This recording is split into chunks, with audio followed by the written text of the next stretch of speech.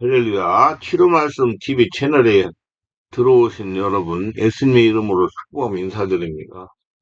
저는 서울 방배동에 있는 충만하교에서 26년이 넘도록 예수님 이름과 성령의 역사로 일반 병원에서 고치지 못하는 귀신 축사, 각종 정신 질병 치유, 각종 암을 포함한 육체 불치 질병 치유, 뼈관절 척추 협착성 치유, 악성 근육통 치유, 개인 가정의 삶의 문제 치유, 부분제 치유, 깊은 기도 뇌철 치유 등을 전문으로 치유목회 하는 강요세 목사입니다.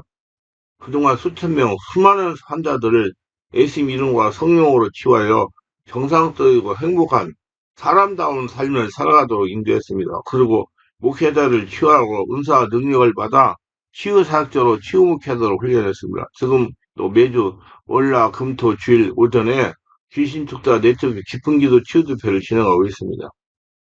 본 집회는 매주 화요일 밤 19시 30분부터 무료로 성령 역사 깊은 기도 치유대회를 진행하고 있습니다. 특별히 상태가 중요한 분들에 대해서는 별도 시간을 예약하여 개별 치유하여 드리고 있습니다. 이 강의는 제가 26년 동안 성령치유 사역을 하면서 집필한 저서 90여 가지 중에 영들을 보는 눈을 개발하를 설명하며 강의하는 것입니다. 은혜가 있으시기 바랍니다. 하나님은 고린도후서 11장 14, 15절에 이것은 이상한 일이 아니라 사탄도 자기를 광명한 천사로 가장하나니 그러므로 사탄의 일꾼들도 자기를 의의 일꾼으로 가장하는 것이 또한 대단한 일이 아니라 그들의 마지막은 그 행위들이 되리라 말씀했습니다.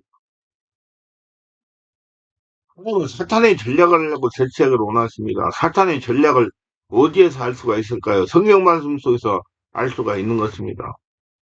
성경에 분명하게 사탄 마귀 귀신의 전략이 수록되어 있습니다. 성경을 보고 사탄 마귀 귀신의 전략을 아시고 삶에서 사탄 마귀 귀신의 역사를 분별하여 대처하시기를 바랍니다.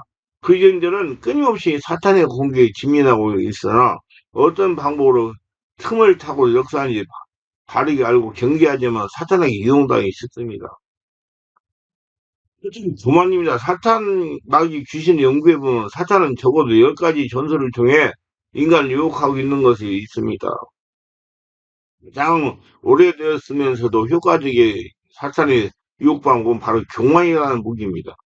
아담과 하하가 선악과를 따먹은 것도 하나님과 동등하려는 고만 때문이었고 하나님의 사람인 다윗이 바스바를 취하는 음행도 이제 이만하면 됐다 모든 것이 다 내 것이다라는 교만 때문이었습니다. 또 다윗이 하나님께서는 원치 않은 인구조사를 한 것도 그 교만 때문이었습니다. 이처럼 교만은 가장 오래된 사탄의 전술로 지금도 사탄이 가장 많이 사용하고 있습니다. 사무엘하 17장 11절에 보면 후세가 압살롬에게 권한 모리아의 내용이 나옵니다. 온 이스라엘을 단부터 브레셀바까지 보고 친히 전장에 나가게 하는 것인데 이것은 바로 그의 교만을 충동지라는 내용이었습니다. 결국 이 교만은 압살롬을 멸망케 만들었습니다. 사탄은 교만이라는 미끼로 인류 역사상 위대한 사람들을 수없이 걸려들게 만들었습니다. 사도행전 12장 1절에는 신학의 대표적인 사건이 나옵니다. 헤롯 아그리빠가 교만의 영광을 하나님께 돌리지 않냐고 자신이 차지함으로 충이 먹어 죽은 것 일입니다. 누가복음 18장에 보면 바리새인과 세리가 나옵니다. 교만한 바리새인들은 자기를 의롭다고 믿고 다른 사람을 멸시하는 자들이었습니다. 그들은 기도할 때 하나님이여 나는 다른 사람들 곧 토색 불이 가느오라는 자와 같지 아니하고 이 세리와도 같지 아니함을 감사하나이다. 나는 이대에 두 번씩 금식하고 또 소득의 11조를 드린다고 기도했습니다.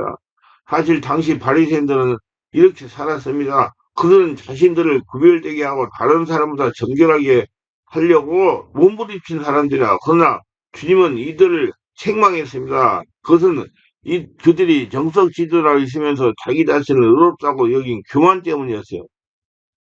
교만한 사람들은 남을 없앤 얘기입니다. 그래서 잠언서 16장 18절에 보면 교만은 패망의 선봉이요 거만한 마음은 넘어진 앞잠이라고 경고했습니다. 예, 두 번째는 절망입니다. 교만이 사탄의 부추김이라면 절망은 사탄의 방해작전입니다. 성도들을 낙선케 함으로 하던 일을 중단케 만드는 방법인데 이는 의외로 많은 사람에게 효과가 있습니다. 교만에 안 넘어가는 사람도 이 방법에 쉽게 넘어갑니다.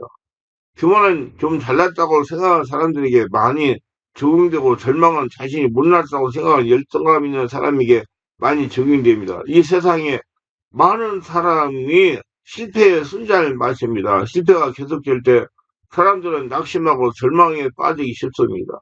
그 절망을 죽음에 이르는 병이라는 케코르의 말은 정확한 직관입니다. 절망은 자포자기나 자살에 이르는 병이기 때문입니다. 절망은 낙심으로 시작해서 자살로 이어집니다.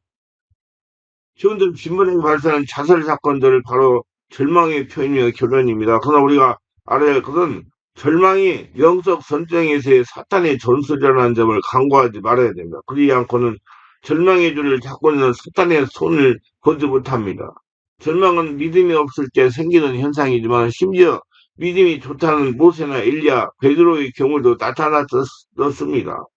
이들이 승리할 수 있었던 것은 한 믿음이 있었기 때문이고 더 중요한 건 하나님께서 함께 계셔서 그들을 꼭 붙잡아주고 깨워주셨기 때문입니다.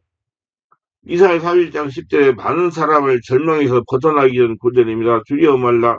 내가 너와 함께함이라 놀라지 말라. 나는 내 하나님이 됨이라. 내가 너를 굳세게 하리라. 참으로 너를 도와주라. 참으로 나의 오른손으로 너를 붙들리라 하셨습니다. 여러분 믿으세요. 하나님이 여러분을 붙들고 계십니다. 세 번째는 비교의식입니다. C.S. 루이스는 현대 마귀 귀신은 비교의식을 통해 인간을 유혹한다고 했습니다. 이 비교의식은 우리를 교만하게 만들기도 하며 절망에 빠뜨리기도 합니다.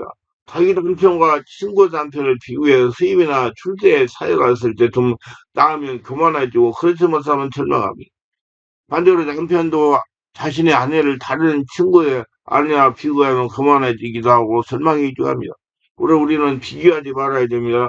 학생들이 1등을 하려는 비교의식 때문에 엄마들의 치열 바람이 불게 되고 학교에 비교의식으로 천문학적인 교육비가 들어갑니다.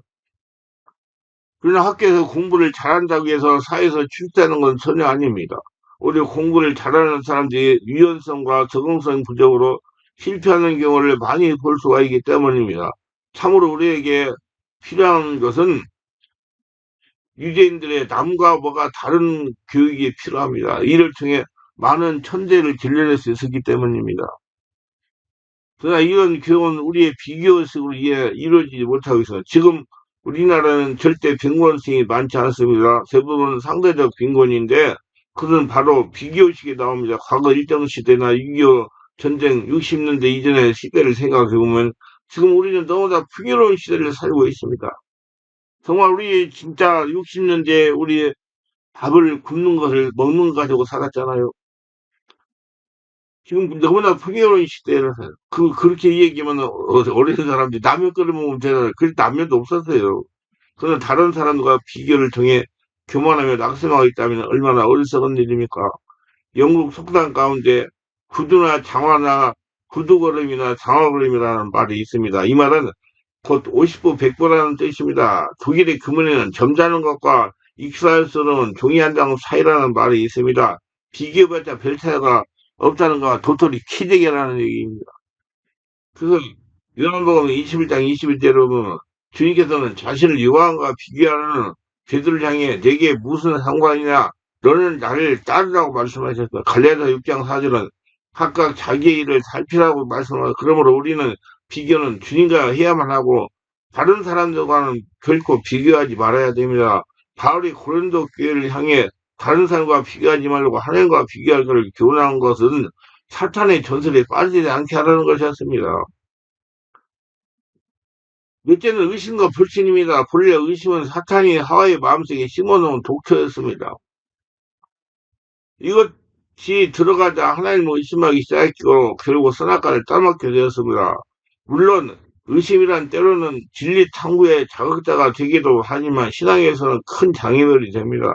왜냐하면 의식으로 해 절망에 빠지는 경우가 종종 있기 때문이다. 그래서 가스필링 부인은 의심은 인간의 마음속에 있는 지옥이라고 했습니다. 그래서 의심은 지식의 현관문이에서 다른 한편으로는 믿음의 장애물이 되고 있습니다. 다음은 불신인데 이 불신은 거짓말의 믿음이요 지옥으로 인도하는 안내자입니다.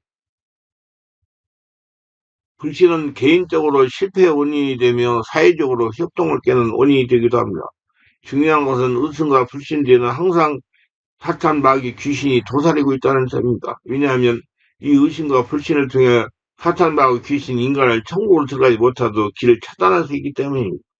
마태복음 14장에 보면 밤에 예수님께서 물 위로 걸어가신 사건이 나옵니다. 이때 베드로가 자신도 물 위로 걸어가기를 강구했으나 주님 허락하셨습니다. 처음에는 베드로가 믿음으로 물 위를 걸었으나 나중에는 바람을 보고 무서워하며 의심하게 됐을 때 물에 빠졌습니다. 그러자 주님께서 베드로를 향해 왜 의심하느냐고 생각했어. 그래서 기독교에서는 의심을 경계합니다. 그러나 뉴턴이 왜 사과가 나무 밑으로 떨어질까라는 의심을 하지 않았더라면 만유인의 법則은 발견하지 못했을 것입니다. 따라서 세상에서의 진리 탐구는 의심에서 시작해야 하지만 영의 세계는 믿음에서 시작한다는 차이점이 있습니다. 문제는 불신입니다. 지금 세상은 온통 불신으로 가득 차 있습니다. 부부가 서로 불신하고 있고 목회자와 성도들이 서로 불신하면서 정부와 국민도 불신으로 가득 차 있습니다. 불신이 있는 곳에 놀라운 역사도 없고 연합도 없으면 사랑도 없습니다. 오직 분열과 미움, 실패가 짤 뿐이다. 그러므로 사탄의 불신이 더 이상 번지지 못하도록 막아야 됩니다. 그것은 주님께 대한 믿음을 통해 사람들 간의 신뢰를 회복하는 길밖에 없습니다. 모두 다 은혜가 충만하시고 자꾸 사단의 전략들을 마귀 귀신의 전략선을 알고 자기 관리를 잘해가지고 귀중한 영을 지키고 영권을 가지고 귀신들을 제압하며 승리하며 하나님의 살아계를 증명하는 도구들이 다 되시기를 예수 이름으로 축원합니다.